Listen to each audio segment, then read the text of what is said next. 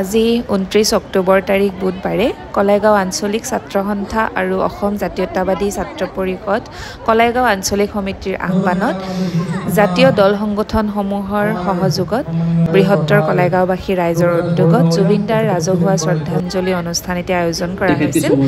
এই অনুষ্ঠানত ৫,০০০ৰো অধিক শুনামতে প্ৰায় ১০,০০০ সংখ্যক মহিলাই জুবিনদাৰ মায়াবিনী গীতটো পৰিৱেশন কৰি এক অভিলেখৰ সৃষ্টি কৰিলে।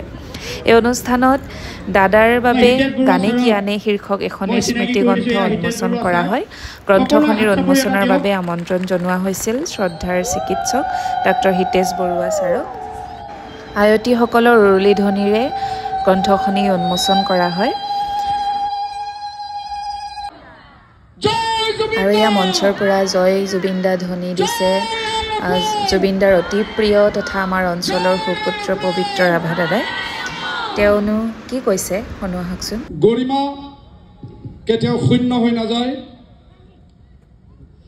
আমি আছোনে? আমি আছোনে নাই?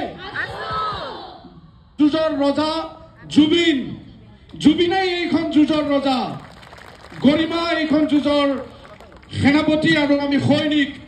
আজিৰ এই বিশাল আয়োজন কৰা উদ্যোক্তাসকলক ধন্যবাদ জ্ঞাপন কৰি আপোনালোকক সেৱা জনাই আজিৰ এই মায়াবিনী গীতটি উন্মোচন কৰা বুলি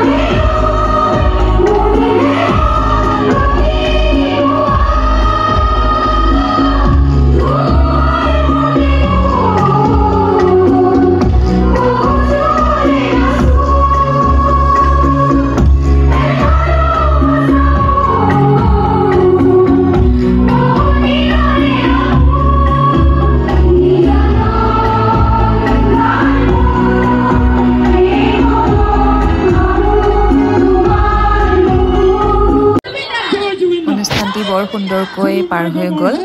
আচৰিতভাৱে আইমাতৃসকলৰ কষ্ট নোহোৱাকৈ আজি বতৰটো ৰাতিপুৱাৰে পৰা ডাৱৰীয়াই হৈ থাকিল। এয়াই হয়তো জুবিনদাৰ মাহাত্ম্য নহয়নে? আৰু মায়াবিনী পৰিৱেশনৰ ঠিক কিছু আগে আগে অলপমান পুষ্পবৃষ্টিও হ'ল, যিয়ে জুবিনদা আমাৰ মাজতে যে আছিল তাৰে প্ৰমাণ দিলে। শেষত এয়া হিতেশ বৰুৱা ছাৰৰ অলপমান গান শুনিলোঁ। আজিলৈ আহিছোঁ, ধন্যবাদ।